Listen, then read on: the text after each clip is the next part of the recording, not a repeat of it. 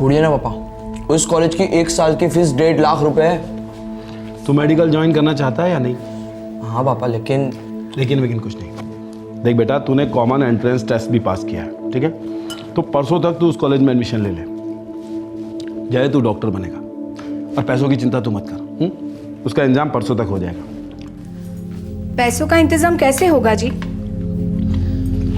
सुनीता, मलाड में एक housing society वाले कुछ काम करवाना चाहते हैं, तो आज जाकर उन्हें हाँ कर देता हूँ। लेकिन आप तो कह रहे थे कि आपके सारे वर्कर्स मारवे रोड वाली साइट पर बिजी हैं, तो फिर आप दूसरा कॉन्ट्रैक्ट कैसे ले सकते हैं?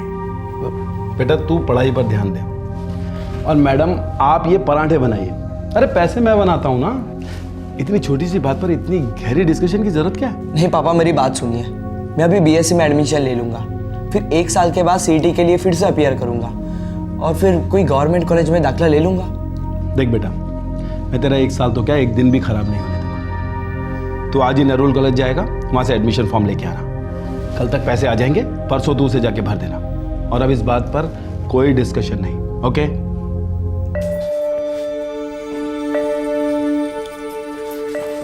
देखिए जी, आप पर वैसे ही काफी भार रहता है, फिर ये दूसरा कॉन्ट्रैक्ट लेने की क्या जरूरत है? कोई भार नहीं है सुनीता, तुम बेकार में टेंशन क्यों लेती हो? अरे टेंशन कैसे ना लूं? मेरा और जय का आपके अलावा और कोई है क्या? और मेरा कौन है? देखो सुनीता, ये जो भी कुछ मैं कर रहा हूँ तुम दोनों की भलाई के लिए तो कर रहा हूँ। देखो, जब हमारा जय डॉक्टर बन जाएगा, बहुत अच्छा सा काम करेगा और खूब सारे पैसे कमाएगा, मैं ना सुनीता उसके बाद काम करना बंद कर दूंगा। उसके बाद हम दोनों सिर्फ रोमांस किया करेंगे। अच्छा, एक काम करते हैं, हम हर 6 महीने में हनीमून मनाने चला करेंगे, वो भी पूरी दुनिया में घूमकर। पूछो क्यों? क्यों? क्योंकि पिक्चर अभी बाकी है मेरी जान। चलिए।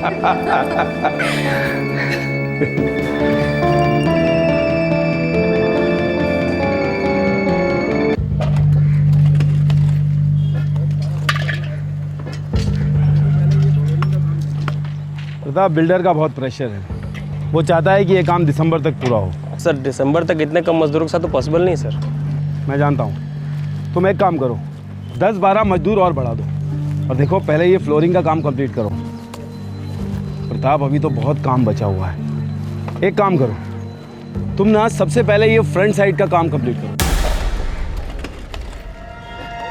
बिल्डर को ऐसा लगेगा कि काम जल्दी पूरा होने वाला है।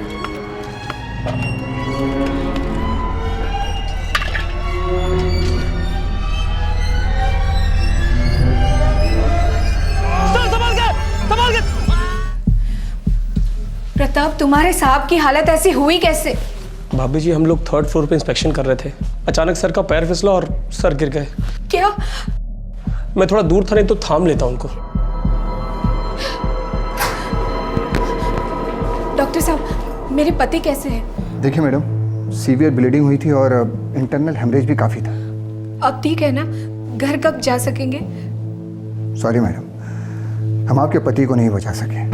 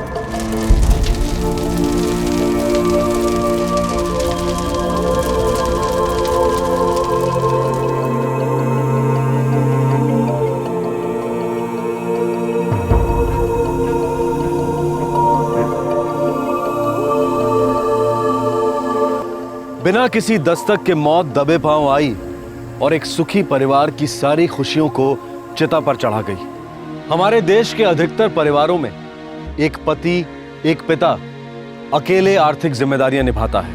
इस केस में दीपक ने अपने परिवार के भविष्य के बारे में सोच रखा था और पहले से ही 12 लाख रुपयों का जीवन बीमा करा लिया था ताकि पत्नी सुनीता और बेटे जय को कभी मोहताज ना होना पड़े। लेकिन फिर एक बार इस परिवार पर कहर टूट पड़ा। सितंबर 2011, मुंबई।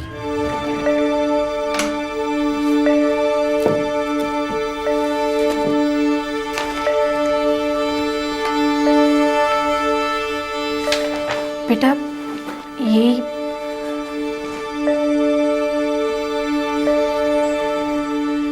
माँ मुझे मेडिकल नहीं करना है, मैं डिग्री कॉलेज ज्वाइन कर लूँगा। 3 साल के बाद जॉब मिलने तक इन पैसों से घर चलाएंगे। नहीं बेटा, तुम्हारे पापा का सपना था कि तुम्हारा सपना पूरा हो। इन पैसों के साथ वो सपना भी पीछे छोड़ गए। तुझे तुम दोनों का सपना पूरा करना ही होगा जय। तू मेडिकल कॉलेज जाएगा ही।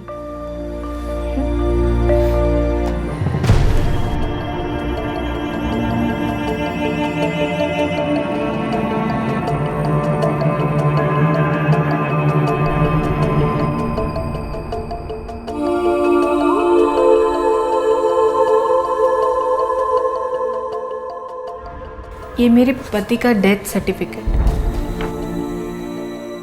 मिसेस मखीजा, आप तो जानती हैं कि थोड़ी फॉर्मेलिटीज पूरी करनी पड़ेगी। हाँ, पर ये पैसे मिलने में कितना टाइम लगेगा? अगर सारा पेपर वर्क सही रहा तो ज़्यादा से ज़्यादा 2 हफ्ते। किसी भी तरह ये जल्दी नहीं हो सकता। मेरा बेटा मेडिकल ज्वाइन कर रहा है, फीस भरनी है। देखिए, मैं अपनी ओर से पूरी कोशिश करूँगा।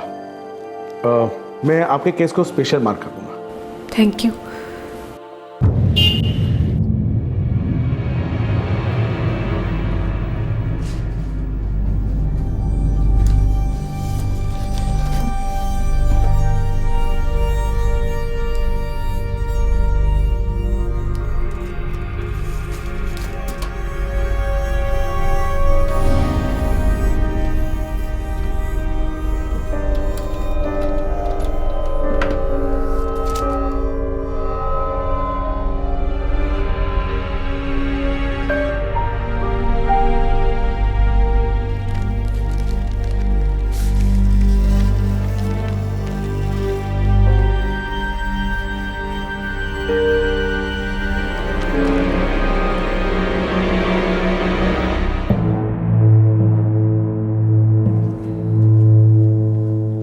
ये कैसे हो सकता है माँ? एक पैसा नहीं मिला और इंश्योरेंस कंपनी वाले ने 12 लाख की रिसीट भेज दी है। यहाँ लिखा है कि 3 अक्टूबर को आपको चेक मिल गया है। 3 अक्टूबर को कोई लेटर आया था क्या? नहीं बेटा, कुछ नहीं आया है। मैं रोज रोज लेटर बॉक्स चेक तो नहीं करती, पर उन्होंने कहा था कि ऑफिस से चेक मिलेगा। पोस्ट की तो कोई बात भी नहीं हुई थी। हमारे साथ कोई फ्रॉड कर रहा है माँ।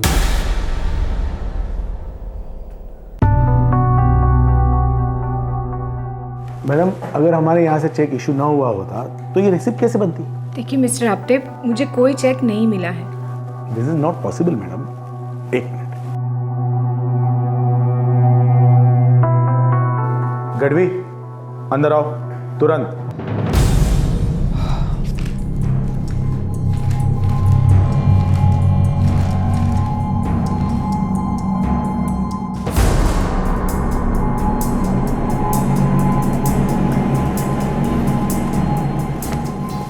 देखिए मैडम, ये क्या आपका सिग्नेचर है? हाँ, ये मेरे ही सिग्नेचर है, पर 3 अक्टूबर को मैं यहाँ आई ही नहीं हूँ। Madam 1 minute. आपने 3 अक्टूबर को हमारे यहाँ से चेक कलेक्ट किया, 4 अक्टूबर को आपने national people's bank Dahisar branch में डिपॉजिट किया और 5 अक्टूबर को ये हमारे यहाँ से क्लियर हो गया। ये सब बकवास है। मेरा नेशनल पीपल्स बैंक में कोई अकाउंट ही नहीं है, वो भी दहीसर ब्रांच में। देखिए, हम सेंटा क्रूज में रहते हैं, तो फिर हम अपना अकाउंट किसी दहीसर ब्रांच में क्यों खोलेंगे? मैडम, अगर आपने चेक डिपॉजिट नहीं किया तो ये बैंक में चेक एक्सेप्ट कैसे होता, और तो और ये क्लियर कैसे होता? देखिए सर, मैंने कहा ना आपसे कि मुझे कोई चेक नहीं मिला है, तो फिर उसे डिपॉजिट करवाने का तो सवाल ही पैदा नहीं होता। मेरे साथ चीटिंग हुई है। इन दैट केस मैडम, आपको पुलिस के पास जाना चाहिए। हम आपकी कोई मदद नहीं कर सकते। हाल ही में बेवक्त विधवा हुई एक मध्यम वर्गीय गृहिणी अपने पति के जीवन बीमा की रकम के सहारे नए सिरे से जिंदगी के पहाड़ को चढ़ने के लिए निकल पड़ी, और सामना हुआ एक ऐसे फ्रॉड से जो उसके सारे रास्ते बंद करने पर तुला था। मतलब आपने चेक कलेक्ट किया ही नहीं? जी नहीं। लेकिन रिसिप्ट रजिस्टर पे तो आप ही के सिग्नेचर है ना? हाँ, पर वो सिग्नेचर वहाँ कैसे आए मुझे नहीं पता। अच्छा, कौन सी बैंक में चेक डिपॉजिट हुआ था? National people's bank Dahisar branch, पर इस बैंक की किसी भी ब्रांच में मेरा अकाउंट नहीं है। सर, नेशनल पीपल्स बैंक तो नेशनलाइज्ड बैंक है। तो फिर ये कैसे हो सकता है?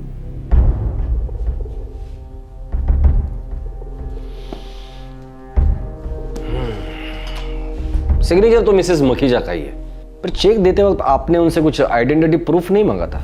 बिल्कुल मांगा था सर। मुझे मिसेस मखीजा ने अपना पैन कार्ड दिखाया था। उसकी कॉपी मिल सकती है मुझे? नहीं सर, वो मैंने नहीं ली। क्यों? जब भी कोई आईडी प्रूफ दिखाकर चेक लेकर जाता है तो उस आईडी प्रूफ की कॉपी रखी जाती है। स्टैंडर्ड प्रैक्टिस है ना ये? हाँ सर, स्टैंडर्ड प्रैक्टिस है, मगर इस बार ये दिमाग से निकल गया। देखिए इंस्पेक्टर, मैं पूरे दावे के साथ कह सकता हूँ कि इसमें हमारी कोई गलती ही नहीं है। आपटे साहब, आपकी इस लापरवाही की वजह से इतना बड़ा फ्रॉड हुआ है और आप कहते हैं कि आपकी कोई गलती नहीं है। इंस्पेक्टर, हमने मिसेस मखीजा को उनका claim out of turn settle करके दिया है। उनको जल्दबाजी थी, इसलिए हमने सारी फाइलें फटाफट प्रोसेस करवाई, और इसी जल्दबाजी में शायद ये एक पैन कार्ड की कॉपी लेना रह गया होगा। That's it.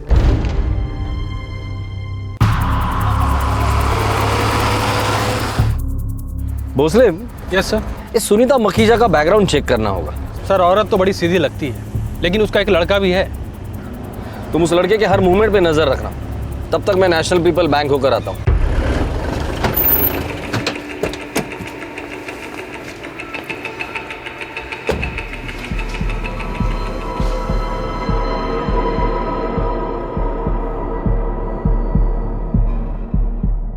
ये चेक 5 अक्टूबर को क्लियर हुआ है सर।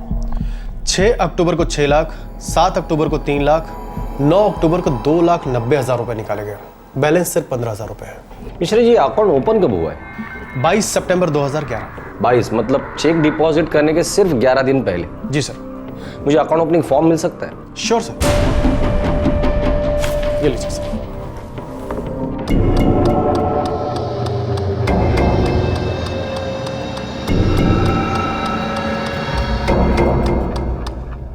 ठीक है मिश्रा जी, अगर जरूरत पड़ी तो मैं दोबारा कांटेक्ट करूंगा आपको। सर, सुनीता मखीजा का लड़का जय, उस पर शक करने का कोई कारण नहीं है सर। वो बिल्कुल क्लीन है और अपनी माँ की अच्छी तरह से देखभाल कर रहा है। भोसले, ये सरासर फ्रॉड का केस है। सुनीता मखीजा का अकाउंट चेक डिपॉजिट होने के 11 दिन पहले खोला गया था और फॉर्म पे किसी और ही औरत का फोटो है। हाँ सर, ये अकाउंट तो फ्रॉड के इरादे से ही खोला गया है। और जबरदस्त प्लानिंग के साथ। भोसले, हमें इस औरत को ढूंढना होगा। हाँ सर, हमें इस फॉर्म पे दिए गए एड्रेस पे छापा मारना चाहिए। 14/143 करीमनगर, चारकोप, कांदिवली वेस्ट। माँ, इतनी बड़ी इंश्योरेंस कंपनी से आप कैसे लड़ेगी? तुम्हारे पापा का सपना पूरा करने के लिए मैं पूरी दुनिया से लड़ूंगी। माँ, वो लोग आपकी सुनेंगे भी नहीं। मैं अपनी बात कहूंगी, उन्हें सुनना होगा तो सुनेंगे। ये हमारे हक के पैसे हैं जो हमें मिलने ही चाहिए।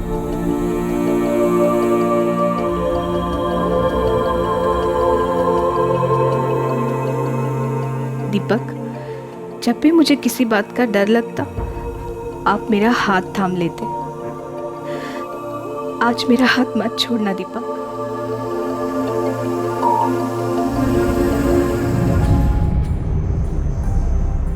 देखिए मिसेस मखीजा, मैं आपकी तकलीफ समझ सकता हूँ, पर आपके साथ जो फ्रॉड हुआ है उसके लिए आप हमारी कंपनी को जिम्मेदार नहीं ठहरा सकती। हम पिछले 100 सालों से बिजनेस कर रहे हैं। आपकी कंपनी मेरे हस्बैंड जैसे लोगों की वजह से ही चलती आ रही है। मेरे पति ने बड़ी ही मेहनत से आपके प्रीमियम भरे हैं ताकि बुरे वक्त में मुझे और मेरे बेटे को कोई तकलीफ ना हो। हमें हमारे हक के पैसे मिलने ही चाहिए, जो हम दे चुके हैं। आपने बहुत बड़ी गलती की है। मेरे ही पैसे किसी और को दे दिए। इस गलती का भुगतान आप ही को करना होगा। नॉर्मली हम कोई भी चेक्स क्लाइंट को हैंडओवर नहीं करते, पर आपको इमरजेंसी थी, इसलिए मैंने स्पेशली हैंड डिलीवरी सैंक्शन करवाई। अगर हमने हमारा रेगुलर फॉर्मेट इस्तेमाल किया होता तो आज ये दिन ना आता। पर मुझे तो मेरे पैसे मिले ही नहीं हैं और मुझे मेरे पैसे अभी चाहिए। आपकी गलतियों का भुगतान मैं करने के लिए तैयार नहीं हूँ। सॉरी मैडम, मैं दोबारा चेक इशू नहीं कर सकता। तो आपके कहने का मतलब है मैं चुपचाप बैठी रहूँ? इन पैसों को भूल जाओ। इस वक्त तो मैं सिर्फ इतना कह सकता हूँ कि हम दोनों को पुलिस इन्वेस्टिगेशन का इंतज़ार करना चाहिए। ये फ्रॉड सिर्फ आपके साथ नहीं हुआ है, हमारी इंश्योरेंस कंपनी के साथ भी हुआ है।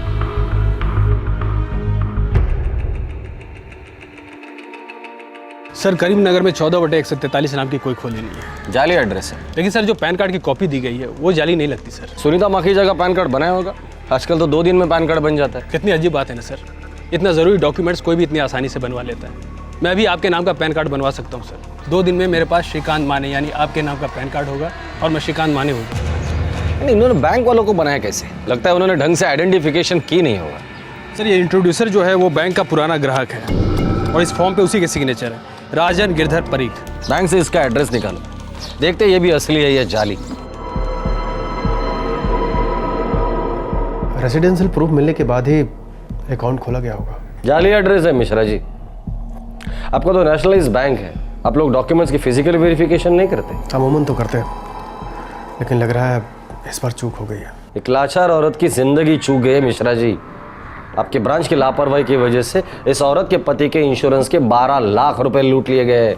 इस बात का मुझे बेहद अफसोस है सर। बताइए मैं आपकी क्या मदद कर सकता हूँ? इस फ्रॉड औरत को इंट्रोड्यूस करने वाला राजन परीख आपका अकाउंट होल्डर है। 1 सेकंड सर।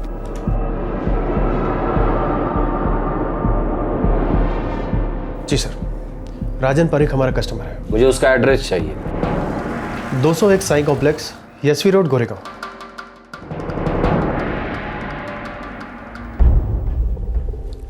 ये सिग्नेचर आपके ही मिस्टर परीख? जी सर। अब फटाफट बता दो, तुम्हें तुम्हारे बालकनी में उल्टा टांगू या मेरे लॉकअप में? सर सर सर ऐसा है कि ऐसा नहीं है, ऐसा वैसा है। 3 हफ्ते पहले इस औरत को बैंक में इंट्रोड्यूस किया था। आप बोलिए ना, मुझे याद नहीं आ रहा है। बोलो बोलो। नहीं सर, मुझे अच्छी तरह याद है, लेकिन ये वो औरत नहीं है जिसके पेपर पे मैंने साइन किए थे।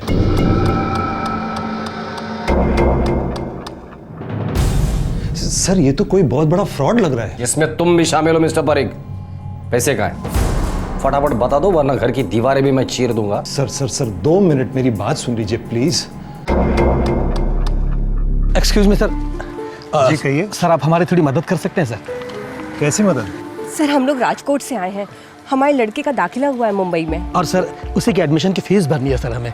देखिए मेरे पास कोई पैसे वैसे नहीं अरे है। नहीं सर, नहीं सर आप गलत समझ रहे हैं। हमें पैसे नहीं चाहिए, हमारे पास हैं पैसे। हमें सिर्फ राजकोट से मुंबई ट्रांसफ़र करना था। सर यहाँ मुंबई में हमारा कोई अकाउंट नहीं है सर।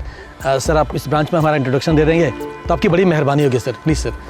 ये आप अपने बेटे के एडमिशन के लिए ही कर रहे हैं? जी हम लोग बहुत इज्जतदार लोग हैं, झूठ क्यों बोलेंगे आपसे? और हम सच कह रहे हैं, हमारा किसी भी बैंक में कोई अकाउंट नहीं है। लाइए दीजिए।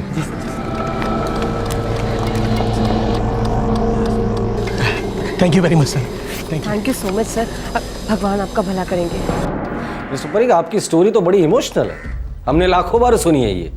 Bhosle yes sir. घसीट कर लेके चल पुलिस स्टेशन। अरे सर सर सर सर ऐसा मत कीजिए प्लीज, बाल बच्चे वाला आदमी हूँ सर। सर मैं तो सिर्फ उनकी मदद कर रहा था, मुझे बिल्कुल मालूम नहीं उन्होंने क्या किया सर। सर बहुत बड़ी गलती हो गई sir, please please I am sorry sir. सालों के तजुर्बे से पुलिस ऑफिसर्स जान गए थे कि राजन पारेख झूठ नहीं बोल रहा था।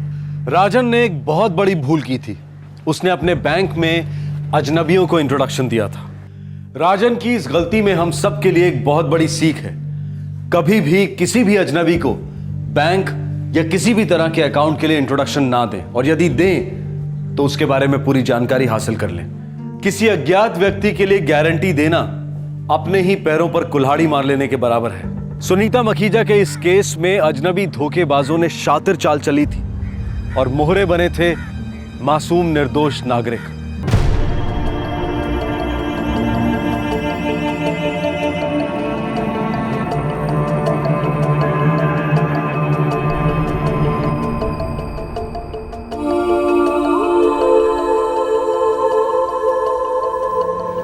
सुनीता ये मेरे अकाउंट में 20,000 रुपीज़ है और ये 1 लाख रुपए के म्यूचुअल फंड के पेपर, और ये है इंश्योरेंस के पेपर, एक मेरा, एक तुम्हारा और एक जय का। आप ये सब मुझे क्यों बता रहे हैं? भाई तुम्हारे लिए इन्वेस्टमेंट किया है तो और कैसे बताऊंगा? देखो तुम्हें और जय को इन सभी पेपर्स की पूरी जानकारी होना ज़रूरी है। पर आपको जानकारी है ना, फिर हमें जानने की क्या ज़रूरत है? कल मुझे कुछ हो गया तो? मुझे पता था आप ये बात छेड़ेंगे। देखो सुनीता, मेरे बात छेड़ने या नहीं छेड़ने से कोई फर्क नहीं पड़ता। मैं मानता हूँ कि आज अच्छा वक्त है, लेकिन बुरा वक्त बताकर नहीं आता, इसलिए प्रैक्टिकल बन के सोचो, इमोशनल नहीं। मुझे कुछ सोचना ही नहीं है। मैं बस इतना जानती हूँ कि मैं आपके बगैर नहीं जी सकती। पागल मत बनो सुनीता, ये जो भी इंश्योरेंस और इन्वेस्टमेंट मैंने किया है, ये तुम्हारे और जय के फ्यूचर के लिए किया है। कौन मरना चाहता है? लेकिन कल को मुझे कुछ हो जाए तो कम से कम तुम्हें ये पता होना चाहिए कि मैंने तुम्हारे और जय के लिए क्या इंतजाम किया है। मैं रहूं या ना रहूं, लेकिन मैं कभी तुम्हें और जय को किसी के सामने लाचार नहीं होने दूंगा। आपकी इन्वेस्टमेंट का ख्याल आप रखिए और मैं आपका ख्याल रखूंगी। मैं भगवान से हर रोज मन्नत मांगती हूँ कि हमारा साथ बना रहे हमेशा।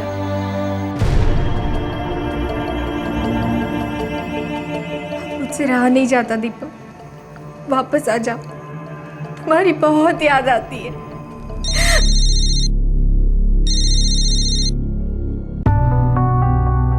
नहीं इंस्पेक्टर साहब, मैं इसे नहीं जानती।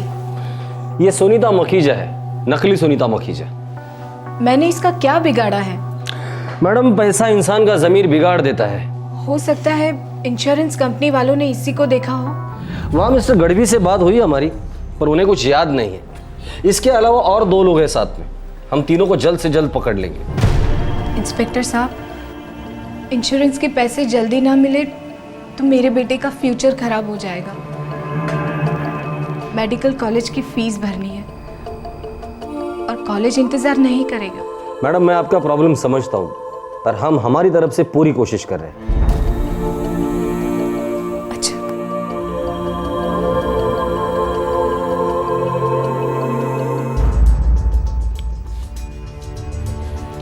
मीरा रोड से चर्चगेट और सीएसटी से थाने तक जितने भी हमारे खबरी है सबको एक्टिवेट कर देना। कह देना बाकी का सब काम छोड़ के इस औरत को ढूंढ कर निकालो।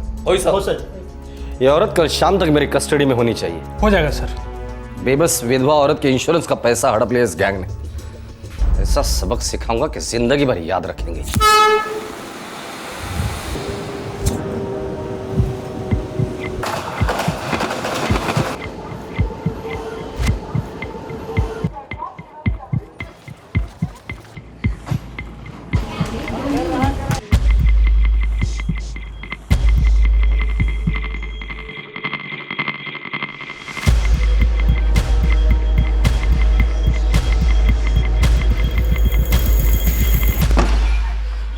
सर, नकली सुनीता माखीजा ट्रेस हो गई है। ग्रेट।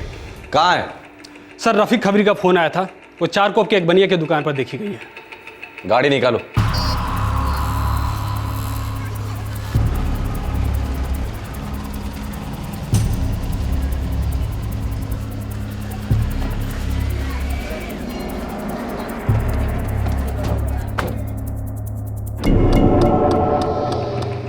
हाँ साहब, मैं पहचानता हूँ इसे। हर दूसरे दिन माल लेने ज़रूर आती है यहाँ। आज आई थी? नहीं, आज तो आई नहीं अभी तक, लेकिन लगता है 1-1.5 घंटे में आ जाएगी। ठीक है, हम लोग आसपास है, उसे किसी और को पता नहीं चलना चाहिए। नहीं, पता नहीं चलेगा साहब। लेकिन एक बात कहूँ आपसे, मुझे लगता है कि ये नाके वाली शॉपिंग मॉल में काम करती है। ठीक है, तुम ही शांत रहे, हम लोग पकड़ लेंगे उसे। हो साहब।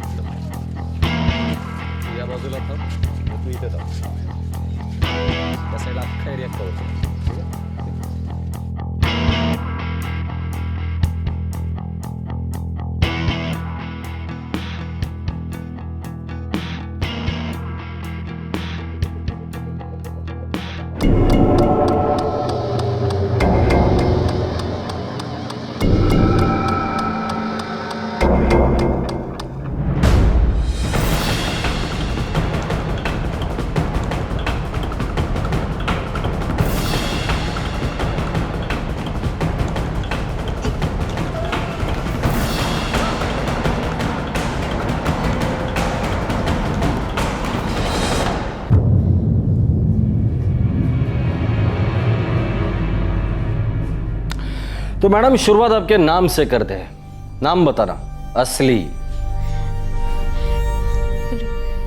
रेशमा। रेशमा, तुमने एक विधवा औरत का हक मारा है, धोखेबाजी से उसकी जिंदगी खराब कर दी है।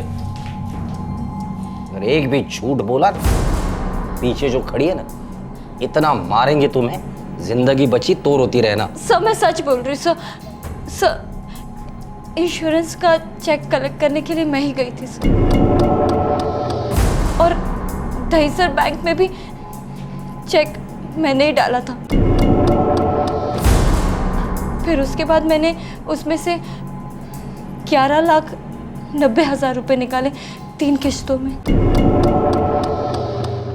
पैसे कहाँ हैं? सर पैसे मेरे पास नहीं है सर। सर और 2 लोग भी थे सर, मैंने सारे पैसे उन्हें दे दिए। मुझे तो इस काम के लिए 1 लाख रुपए मिले थे। इस झूठ की सजा तुम्हें मिलेगी।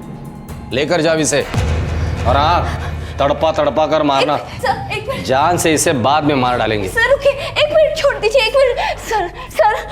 सर मैं सच कह रही हूँ सर। सर मैं चारकोप में रहती हूँ सर, अपने पति के साथ रहती हूँ, मेरे बच्चे भी हैं सर। मैंने आपको जो 2 लोगों के बारे में बताया था ना, उसमें से एक आदमी है और एक औरत। रेशमा कहाँ जा रही है? काम पर, और कहाँ जाऊंगी? अरे मेरा एक काम कर देगी। कैसा काम? बताती हूँ ना।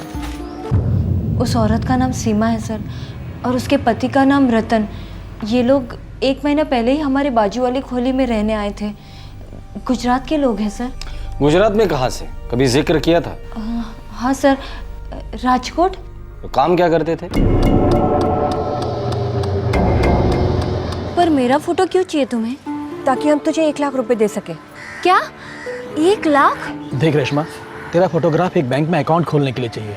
उसके बाद तुझे हमारे साथ एक ऑफिस आना होगा, वहाँ तुझे एक चेक कलेक्ट करना होगा, और वो चेक तुझे बैंक के अकाउंट में डिपॉजिट करना होगा, और फिर अपने उस अकाउंट से पैसे विड्रॉ करके हमें देना होगा, जिसमें से 1 लाख रुपए तुझे दे देंगे। 1 लाख रुपए का नाम सुनते ही मेरे मन में लालच भर गया सर। रेशमा, तुम मॉल में नौकरी करती हो ना? जी सर, पर पूरी तनख्वाह मेरे पति शराब में उड़ा देते सर। बच्चों के लिए कुछ नहीं बचता। इंग्लिश मीडियम में डाला है उन्हें सर, कितने खर्चे भी हैं। खुदा से नहीं तो कम से कम कानून से तो डरती। उन्होंने तो कहा था कि किसी को कभी कुछ नहीं पता चलेगा, ये सब तो होते रहता है। तुम उनके साथ सांता क्रूज में इंश्योरेंस ऑफिस में भी गई थी ना? जी सर। सीमा सुन, तो रेशमा के साथ अंदर जा। हाँ, और ये पैन कार्ड ले वेरिफिकेशन के लिए, संभाल के रखना इसको। और रेशमा एक बार 10 का ट्राई कर। ये ले।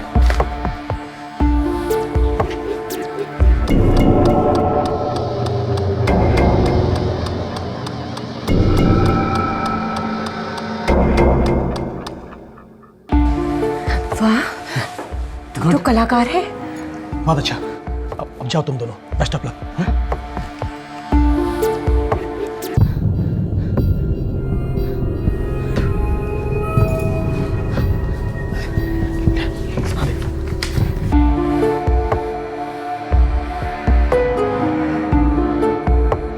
मुझे मेरा हिस्सा कब मिलेगा? देख, जब हमारा हमें मिल जाएगा ना, तेरे को मिल जाएगा। पर काम तो हो गया ना। ये गोली निकल तो गई है, पर अभी तक निशाने पड़ने लगी है। जैसे ही ये चेक क्लियर हो जाएगा ना, कैश हो जाएगा, हम सबकी ऐश हो जाएगी। बस सर, इसके आगे मुझे कुछ नहीं मालूम। मुझे नहीं पता कि ये सुनीता माखीजा है कौन।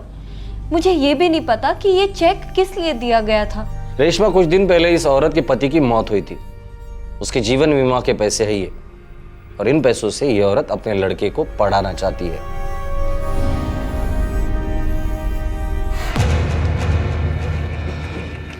बैड लक सर, वो लोग 1 महीने पहले चौल छोड़कर चले गए।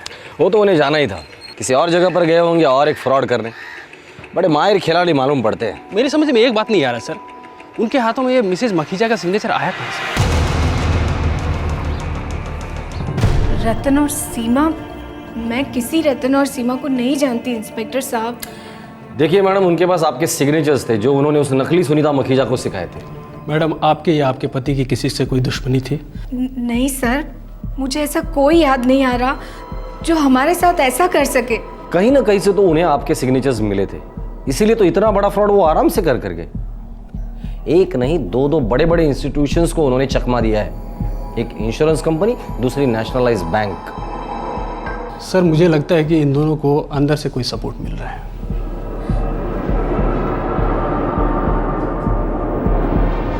गढ़वी? अपना गढ़वी? नहीं नहीं नहीं इंस्पेक्टर साहब, मुझे लगता है जरूर कोई गलत फहमी है। पिछले 7-8 साल से हमारे साथ सर्विस कर रहा है और बड़ा ईमानदार बंदा है। ठीक है, उसके ईमानदारी की एग्जाम लेते हैं, जरा बुलाएंगे उसे।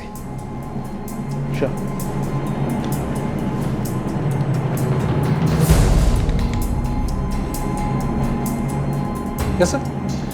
गढ़वी साहब, जो औरत आपसे चेक लेकर गई थी उसका चेहरा आपको याद नहीं था, शायद इसे देखकर कुछ याद आ जाए। नहीं, पर यह औरत तो जेल में बेसब्री से आपका इंतजार कर रही है। इसने हमें स्टेटमेंट दिया है कि इस फ्रॉड में आप भी शामिल हो। सर, इसमें मेरा कोई हाथ नहीं है। अच्छा, उसले हथकड़ी पहनाकर घसीट के लेकर जाना पूरे ऑफिस के सामने। चल। प्लीज प्लीज ऐसा मत कीजिए, ऐसा मत कीजिए प्लीज। उस औरत को चेक मैंने सर के कहने पर दिया था। आपने सर को मालूम था कि चेक गलत औरत को दिया जा रहा है। बोलिए आपटे साहब। मैं मत दो, तुम्हें बसा ना प्लीज। देखिए सर, छोटी सी अमाउंट है, आधा आधा कर लेते हैं। इस देश में तो बड़े बड़े लोग करोड़ों रुपए का गबन करके डकार तक नहीं लेते यार। 12 लाख रुपए हमारी बहुत छोटी छोटी खुशियां होती है। मतलब हमें कहाँ अन्ना हजारे बनना है।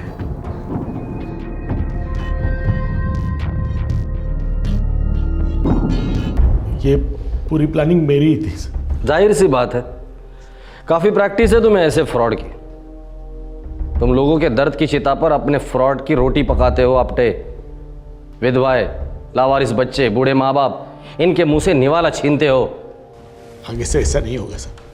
बड़ी मेहरबानी होगी आपटे साहब। रतन और सीमा कौन है और इस वक्त कहाँ है? मैं, गढ़वी, रतन और सीमा, हम 4 लोगों की टीम है। रतन और सीमा इस वक्त पोरबंदर में है। मुझे उनकी फोटो चाहिए। है मेरे पास। पोरबंदर पुलिस के साथ कोऑर्डिनेट कर लो भोसले। Yes sir. इस फ्रॉड टीम को ऑल आउट कर ही डालते हैं।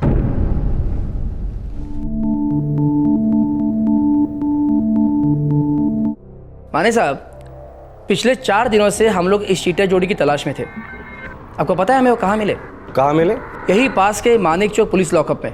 ग्रेट वंजारा साहब, ग्रेट। अच्छा, तो आप लोगों ने इन्हें पकड़ ही लिया? एक चेक की फोर्जरी कर रहे थे, बैंक वालों ने पकड़ा उनको। अच्छा वंजारा साहब, एक रिक्वेस्ट करनी थी मुझे। ये दोनों जल्द से जल्द मुझे यहाँ मुंबई में चाहिए। क्या एक विधवा औरत के इंश्योरेंस के 12 लाख रुपए ठग लिए इन लोगों ने। माने साहब, मैं अपने डीसीपी सर से परमिशन लेके उनको जल्दी से डिस्पैच कर दूंगा। Thank you very much Vanjara साहब। जय हिंद। जय हिंद साहब। भोसले का जमाना आ है। हर ऑफिस में बापूजी की तस्वीर है और हर ऑफिस में फ्रॉड और घोटाला हो रहा है। काले धन पर भी तो बापू की तस्वीर होती है ना सर। वो देश की आज़ादी के लिए लड़े, पर आज हर एक भारतवासी उन्हीं को मारने पे तुला हुआ है।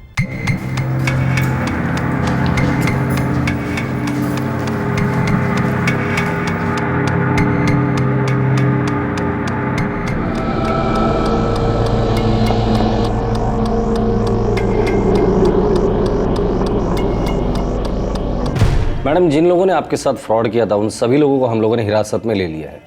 पैसे बरामद हुए? सॉरी, पैसे तो बरामद नहीं हुए क्योंकि उन्होंने सारे पैसे खर्च कर दिए थे। तो अब देखिए, इस फ्रॉड में इंश्योरेंस कंपनी के कुछ ऑफिसर्स भी इन्वॉल्व थे। मैंने कंपनी के जीएम साहब से बात की है, उन्हें सारा केस भी समझा दिया है। उन्होंने प्रॉमिस किया कि वो जल्द से जल्द आपको आपके नुकसान भरपाई दे देंगे। मिसेस सुनीता मखीजा, सबसे पहले तो आप हमारी कंपनी की तरफ से माफी कबूल कीजिए। जो हो गया सो हो गया सर। आप बस हमारे हक के पैसे हमें दिलवा दीजिए। मेरे बेटे का साल बर्बाद नहीं होना चाहिए। इसके पापा का सपना था कि वो डॉक्टर बने और मैं इनका सपना पूरा करना चाहती हूँ। उन 12 लाख रुपयों का एक एक पैसा आपको मिलेगा। बस पुलिस रिपोर्ट मेरे पास आ जाने दीजिए। 1 हफ्ते के अंदर आपका चेक आपके पास पहुंच जाएगा। Thank you very much. और इस बार कोई गलती नहीं होगी, कोई गफला नहीं होगा और कोई फ्रॉड नहीं होगा। आपका चेक आपके ही हाथों में दिया जाएगा। Thank you very much.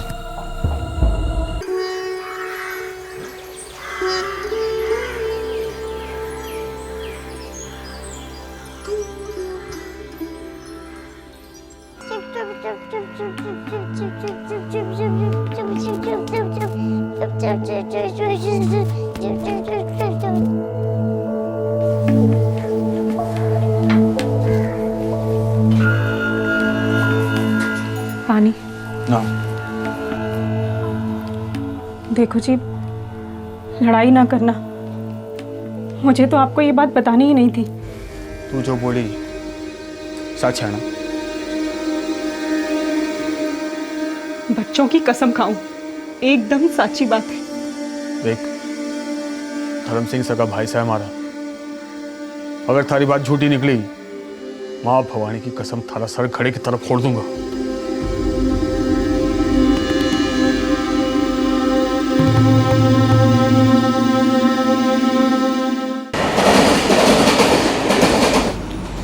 भाई साहब, मासा की सौगंध खाकर बोलो, आप सच बोल रहे हो? अरे हमारे पे भरोसा ना है?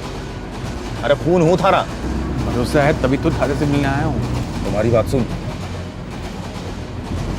लोनावाला का जो बूसी बांध है ना, उस बांध के पास एक खंडहर है। उसी खंडहर में वो दफन है।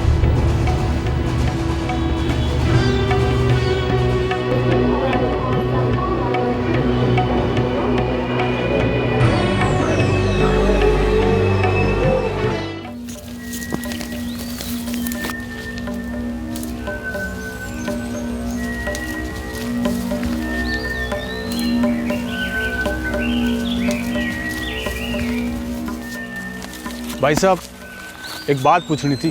पूछो। भाई साहब, मेरी लुगाई केसर कह रही थी।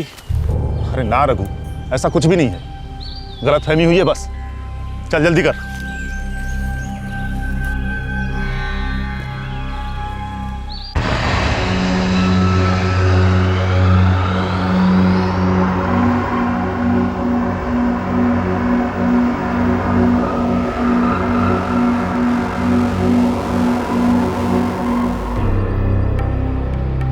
इसी के अंदर है छोटे। भाई साहब, थारे को कैसे पता? इसी में दफन है। खोदना शुरू करते हैं, मिल जाएगा। चल जल्दी आ।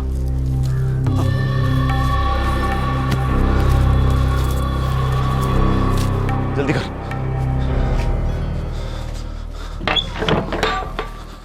डूंगरपुर राजस्थान के रहने वाले 2 सगे भाई धर्मवीर सिंह और रघुवीर सिंह मुंबई के पास हिल स्टेशन लोनावला आए थे। वो कुछ खोज रहे थे और अचानक नफरत खून से गाढ़ी साबित हुई।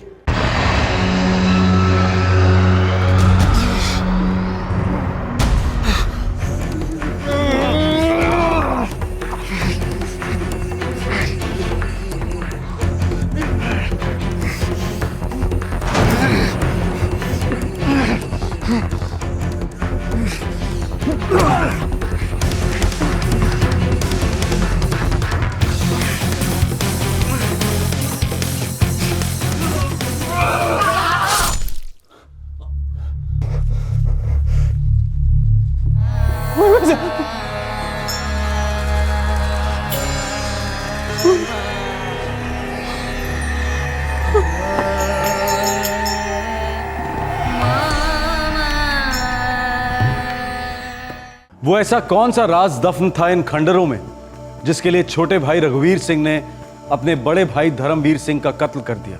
दोनों ने एक ही मां की कोख से जन्म लिया था, दोनों एक साथ पले बड़े थे, दोनों में महज 2 साल का फर्क था। दोनों ने एक साथ अपना गांव डूंगरपुर छोड़ा था और रोजी रोटी कमाने के लिए अपने गांव से हजारों किलोमीटर दूर चले आए थे।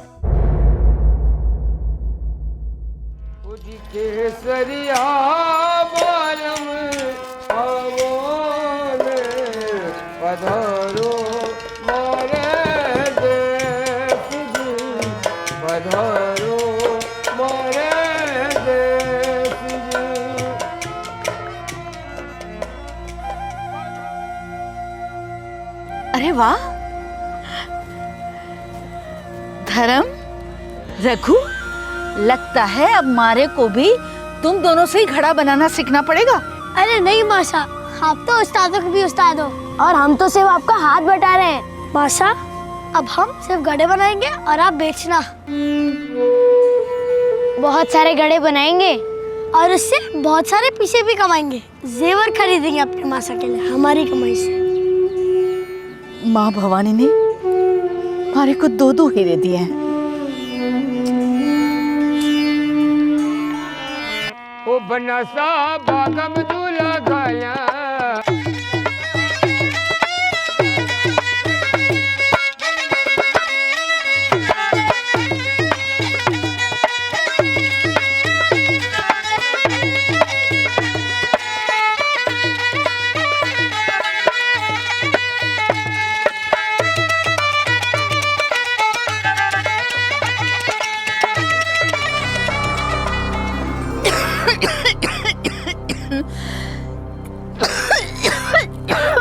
ओ केसर, मासा खांसी है कब से? सुनाई नहीं पड़ रहा थारे को? जी हुकुम।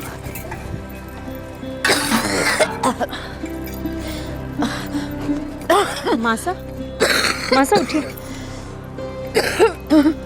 पानी पीजिए। लेट जाइए मासा।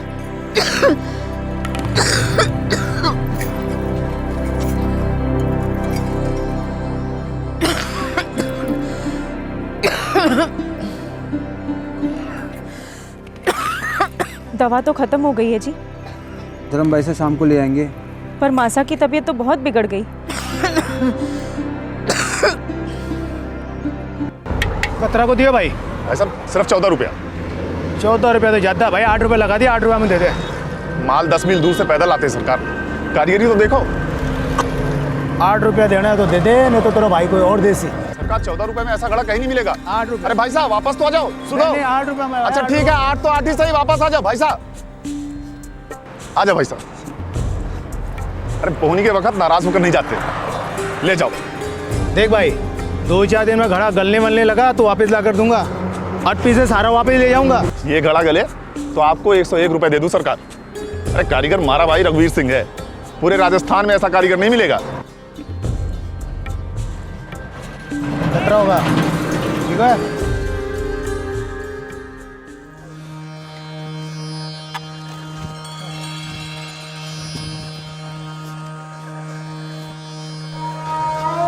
केसर, जल्दी से मासा को खिला दो। बहुत देर से खांसी है मासा, तबीयत बिगड़ती जा रही है भाई साहब। लगता है अस्पताल लेके जाना पड़ेगा मासा को। अस्पताल जाए हमारे दुश्मन, मैं तो माँ भवानी के चरणों में बैठने जा रही हूँ। ऐसी बात मत नहीं करो मासा। हम दोनों आपको कुछ नहीं होने देंगे मासा। तुम दोनों हमेशा प्यार से रहना, सुख दुख में एक दूसरे का साथ देना। बेटा अपनी मासा के गले लगो।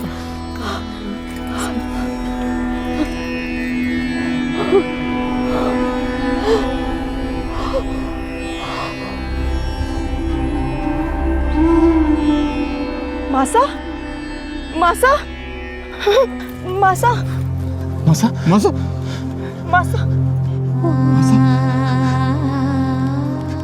मासा कहीं छोड़कर ना रुको। मासा मैं छोड़ के नहीं जा सकती। मासा, मासा,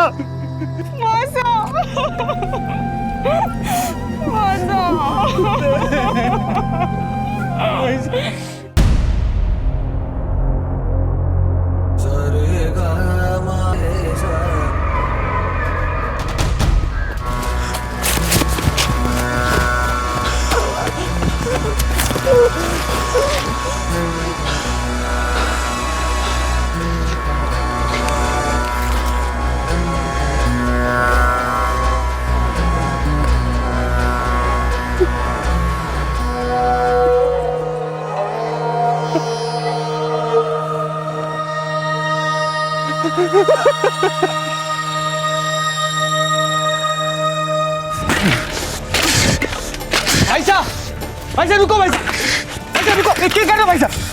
भाई साहब रुको, रोटी रोटी को लात नहीं मारते ऐसे। अरे खाक रोजी रोटी, दिन भर तुम चक्के पर पिसते हो, मैं बाजार में, हाथ में 2 पैसे नहीं आते, ऊपर से ग्राहक की खरी रोटी सुनो। भाई साहब शांत हो जाओ भाई साहब। हाँ, अब पानी पानी पियो। केसर पानी आना। हाँ इधर आओ, बैठो भाई साहब, आओ बैठो, अब बैठो तो बैठो। भाई साहब शांति से सोचो, इससे गुजारा तो होता है, रोटी तो नसीब होती है। जिंदगी में और भी चीज होती है छोटे, जिसके लिए पैसे लगते हैं और जो हम ये घड़े बनाकर कभी नहीं पाएंगे। पहले पानी पियो भाई साहब। देखो भाई साहब, मासा ने हमें बचपन से यही काम सिखाया है, इसके अलावा हम कुछ जानते भी तो नहीं। वो जमाना अलग था छोटे, और आज का जमाना अलग है। बहुत जल्द हमें रोटी भी नसीब ना होगी।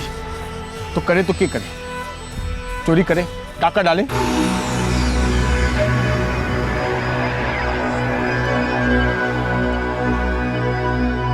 मैंने सोच लिया रघु, हम ये मनहूस गांव ही छोड़ देंगे, शहर जाएंगे, मेहनत करेंगे, पैसे कमाएंगे। अब क्या बोल रहे हो? बावले तो नहीं हो गए आप? रघु हम मुंबई जा रहे हैं।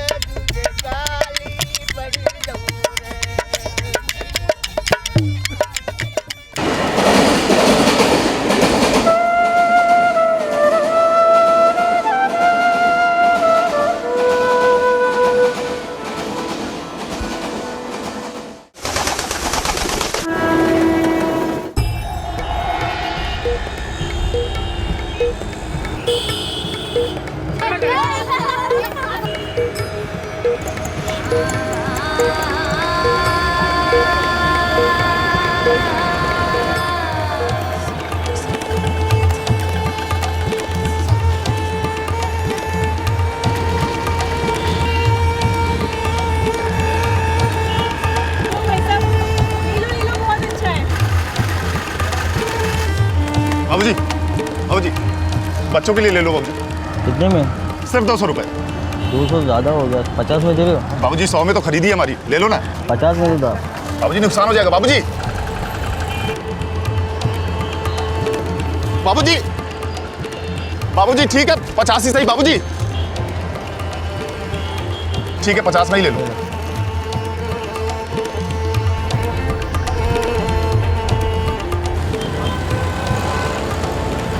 बच्चे के काम आएगी ले।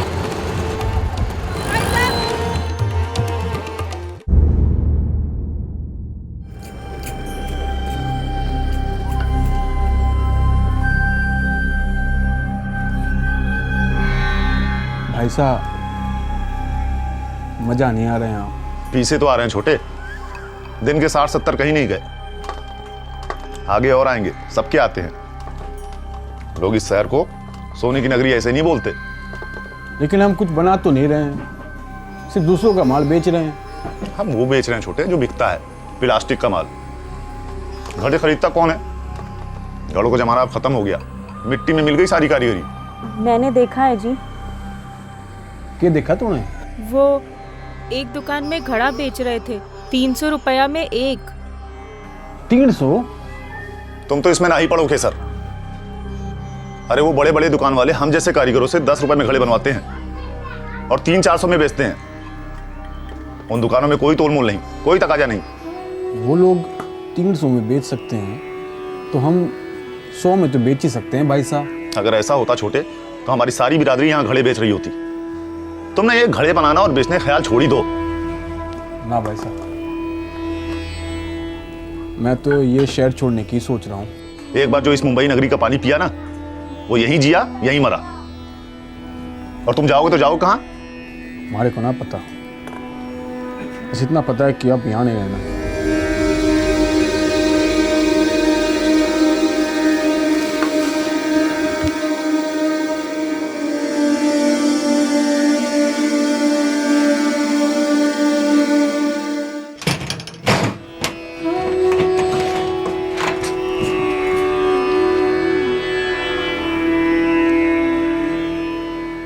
मासा को दिया हुआ वादा तोड़ रहा है छोटे।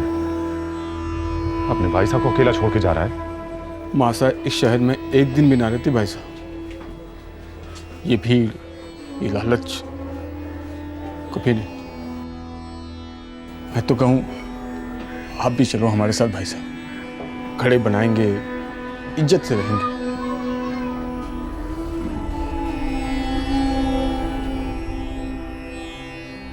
चल केसर, राम राम सर।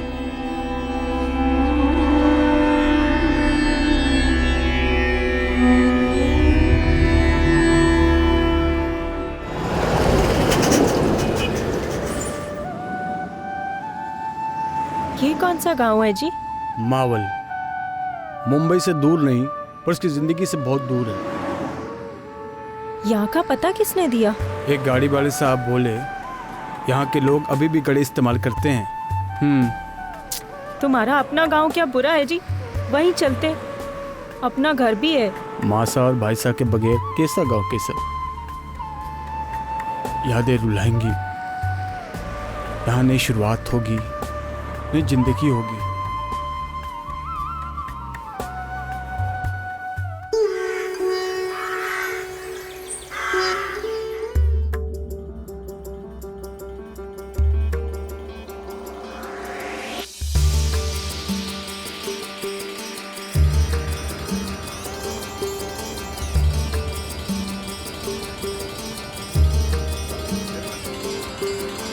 आइए भाई साहब, बहने आइए, घड़े लीजिए, घर के घड़े। पानी रखिएगा, ठंडे हो जाएंगे। कैसे लगा है?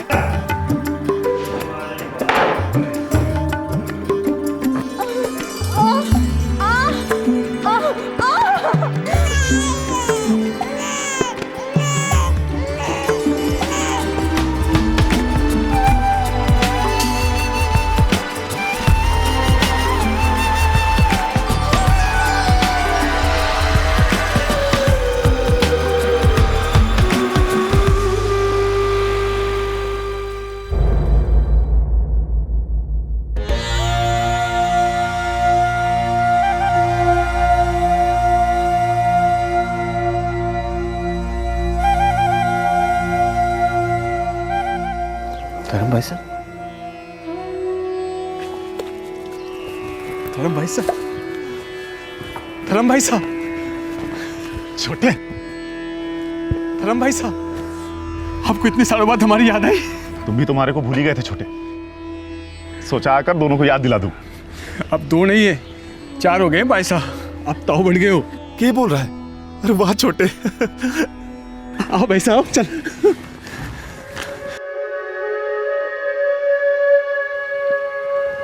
कैसी हो केसर? जी अच्छी। अरे अरे अरे, चल ताऊ सा को बनी खंबा कर। ठीक है अम्मा। खंबा घड़ी, आजा बैठ। पहले पता होता तो ऐसे खाली हाथ नहीं आता। ले जा, मासा के पास जा। बहुत बार सोचा मुंबई आकर थारे से मिलो भाई साहब।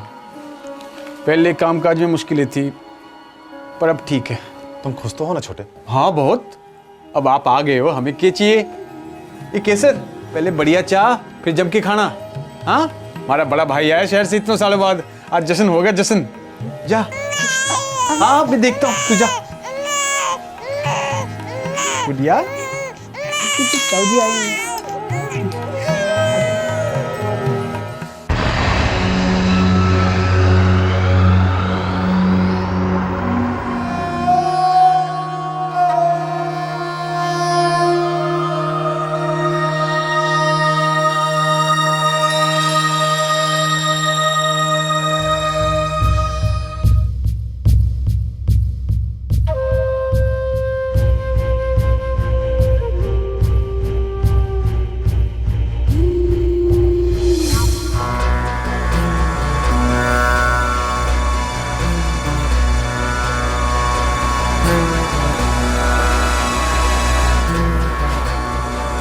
साहब आ जाओ।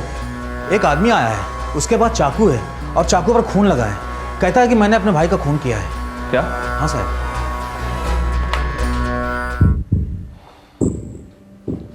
तुमने अपने भाई का खून किया? हाँ। लाश कहाँ है? वो जंगल में खंडर है वहाँ।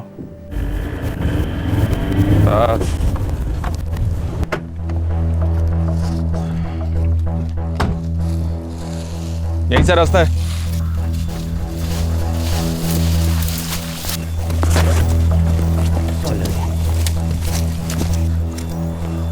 वाह साहब, चलो जल्दी।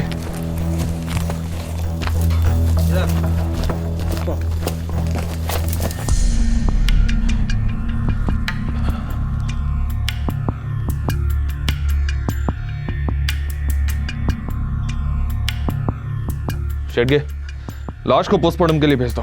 हो साहब। और तुम लोग जी सर। आसपास देखो, कुछ मिल जाए तो। जी सर।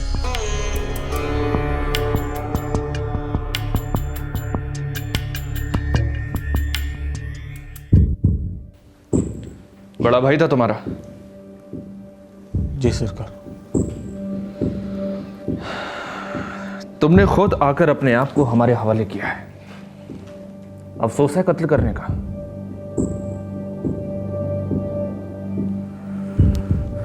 क्यों मार दिया अपने भाई को?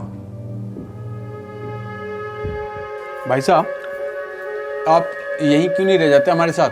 अरे यहाँ रखा क्या है छोटे, मुंबई की लाल मास के बाद ये गांव तो फीकी दाल है, और आजकल वहाँ धंधा बहुत जोर पकड़ा है। रोटी लो। शादी कर ली क्या भाई साहब ने? करना तो चाहता हूँ रघु, लेकिन अभी नहीं, थोड़े पैसे और जोड़ लूँ तब। ठीक है, जब भाभी से आ जाएंगी ना तब आ जाइए, आप साथ मिलकर रहेंगे। अरे ना रघु, मैं तो कहूँ तुम लोग भी वापस मुंबई चलो, लेकिन तुम तो आओगे नहीं।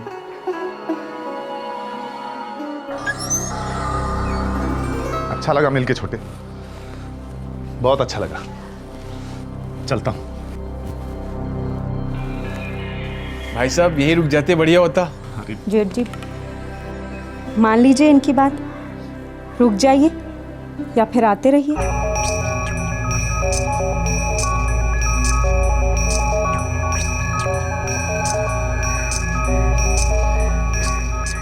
चलता हूँ छोटे, देर हो रही है।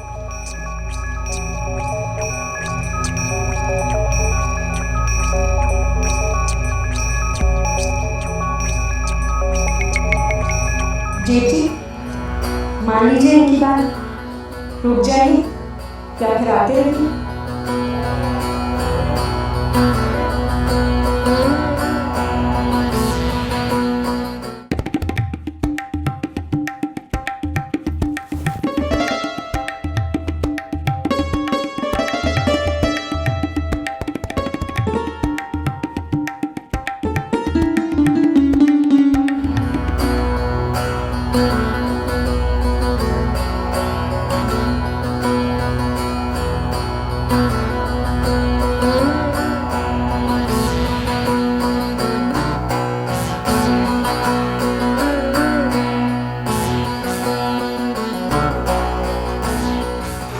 ए सेठ, सुहागरात मनानी है तो पूरी रात का रोकड़ा लगेगा, वरना जल्दी से निपटा और निकल यहाँ से।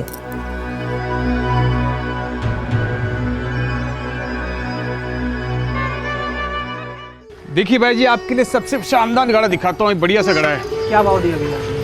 ये जी छोड़िए जी, 25 का है, 20 लगा देता हूँ आपके लिए। आप 18 में दीजिए। जी 18 में। देखिए मजबूत है, पानी रखोगे ठंडा हो जाएगा।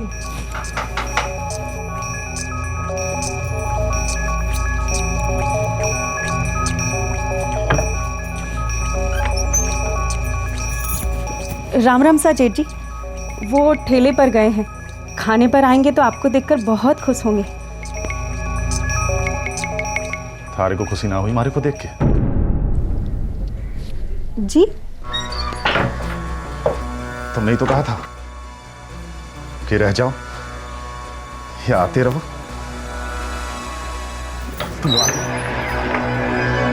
अरे भाई साहब, आप कब आए? सब खैरियत तो है? क्यों छोटे, ऐसे मिलने नहीं आ सकता क्या? क्यों नहीं आ सकते भाई साहब?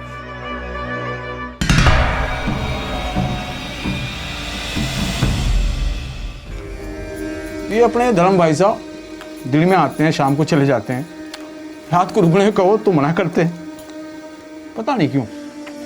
अब तो उन्हें मनवाना ही पड़ेगा, यहीं रुक जाओ, मुंबई से भूल जाओ। साथ रहेंगे तो दिल को ठंडक मिलेगी।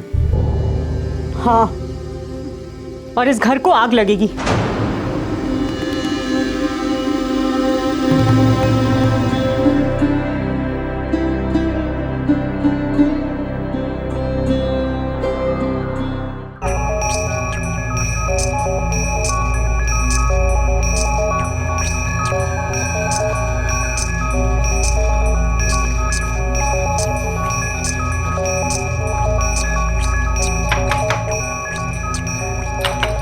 कौन है? मैं हूं। वो ठेले पर गए हैं। तुम्हारे लिए दरवाजा नहीं खुलेगी। पहले जाकर आप उनसे मिल लीजिए, उनको आपसे कुछ जरूरी बात करनी है। ये बात? तूने अपना मुंह खोला साली, भाई भाई में जहर घोल दिया।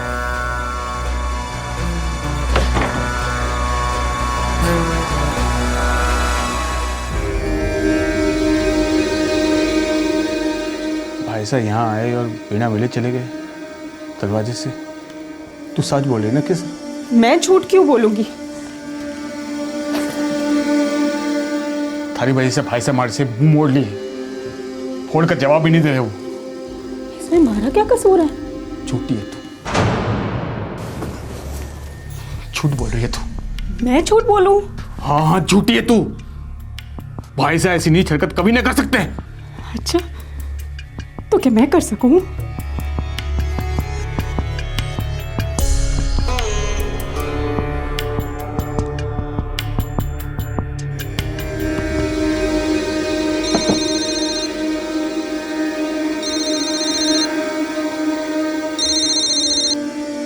हेलो भाई साहब, राम राम साहब।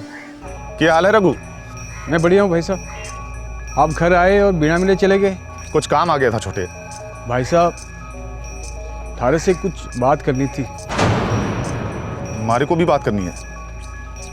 मैं पूना में ही हूँ, कल मिले? आएगा मिलने? सरकार, बड़े भाई के साथ सिर्फ बात करने गया था।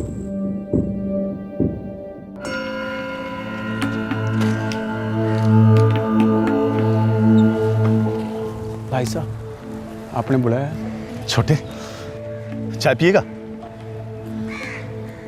हमारी बात सुन, बैठ।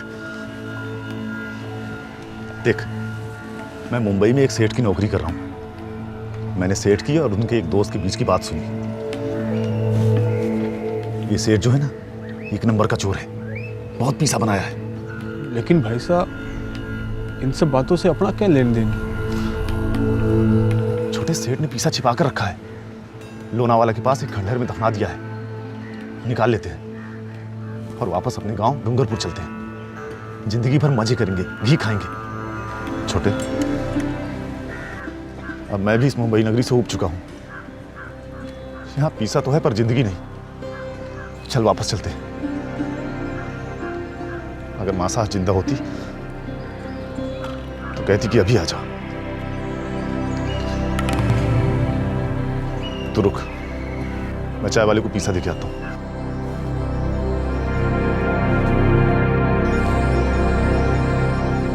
एक तरफ मेरे भाई साहब हमारे साथ इतना सारा पैसा बांटने को तैयार थे, और दूसरी तरफ हमारी बीवी कह रही थी कि भाई साहब ने उसके साथ जबरदस्ती करने की कोशिश की। चल छोटे।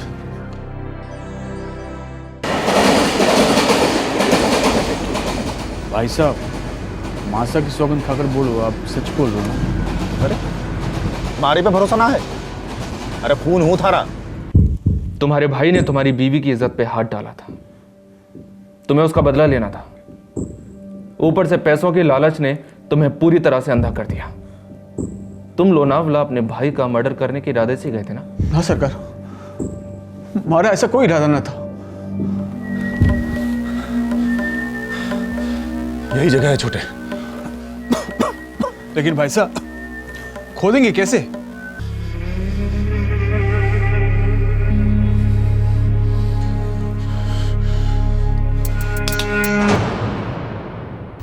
भाई साहब हमारे को मार डालने के इरादे से वहां आए थे।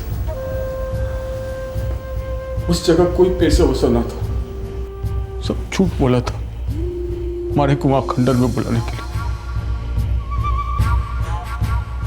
ताकि वो आराम से हमारा कत्ल कर सके। भाई साहब, हमारे को मार डालने के लिए यहाँ बुलाया था। चाल चली आपने। तेरी लुगाई की जुबान भी तो चली। मैं क्या करता? थारी नजर में गिरा दिया हमारे को केसर ने। तो माफी मांग लेते हमसे। केसर से माफी मांग लेते। मतलब थारी लुगाई का कुत्ता बन कर हूं। वो मेरा मजाक उड़ाए, मुझे नीचा दिखा के बोले कि थारे पे हमारी मर्द की मेहरबानी है। ना छोटे ना मैं माफी मांगूंगा और ना थारे को माफ करने का मौका दूंगा।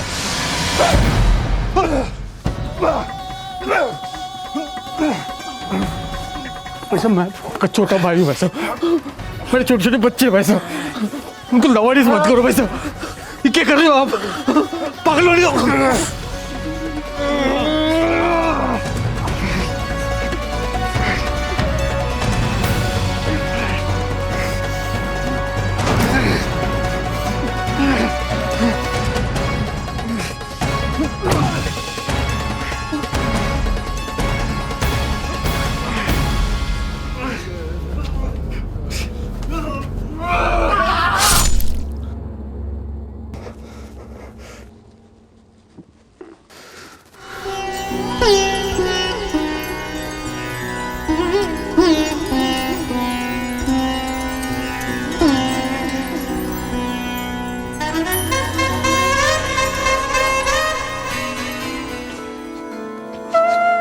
सरकार, भाई साहब को मैंने मारा नहीं, वे मारे हाथ तो मर गए।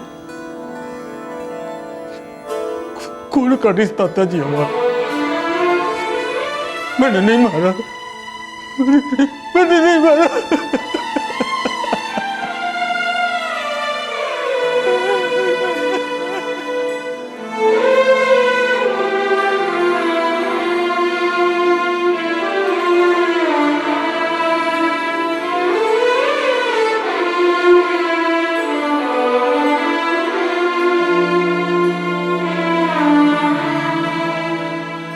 तुम दोनों हमेशा प्यार से रहना, सुख दुख में एक दूसरे का साथ देना।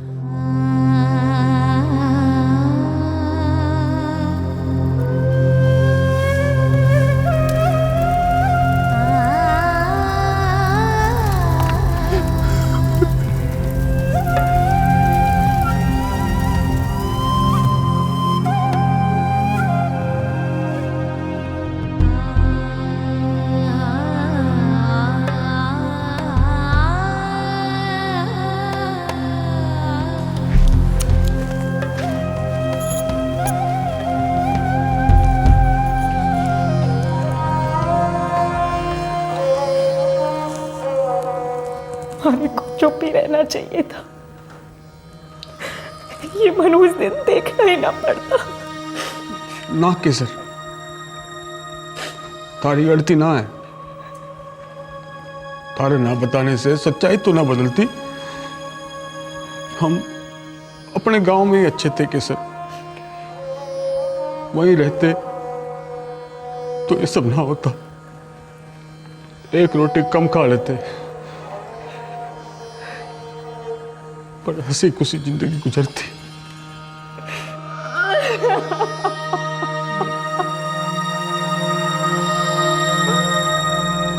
एक ही मां की कोख से जन्मे दो सगे भाई एक साथ पले बढ़े, एक साथ अपना गांव छोड़कर शहर आए चार पैसे कमाने।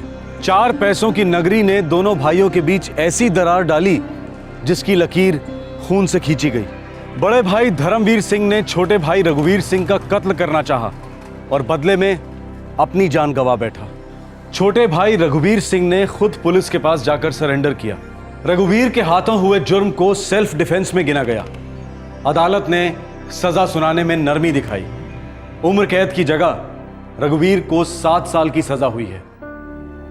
आज का यह केस एक बहुत ही दुखद दास्तां है प्रवासी मजदूरों की, जिनके लिए अपॉर्चुनिटीज घटती जा रही हैं। पारंपरिक व्यवसाय दिन ब दिन दम तोड़ रहे हैं। शहरों की पत्थर दिल सड़कों पर कारीगरों और कलाकारों की गरिमा कुचली जा रही है। ऐसे दम घोट देने वाले माहौल में फ्रस्ट्रेशन को दस्तक देने में देर नहीं लगती। निराशा और लालच में चूर इंसान नशे में डूबने लगता है और नशा विकृति को आग देता है। एक ऐसी आग जो सारी मर्यादा, सारे संस्कार, सारे रिश्तों को फूंक देती है और बच जाती है सिर्फ तबाही की राख। सोचने वाली बात है कि ये शहरीकरण, ये मॉडर्नाइजेशन किस काम का, जो इंसान को हैवान बना दे और जिंदगी को जहन्नुम। आपसे फिर मुलाकात होगी। सतर्क रहें, सुरक्षित रहें। जय हिंद। इस तरह के और भी एपिसोड देखने के लिए हमारे चैनल को सब्सक्राइब करें और बेल आइकन दबाना ना भूलें।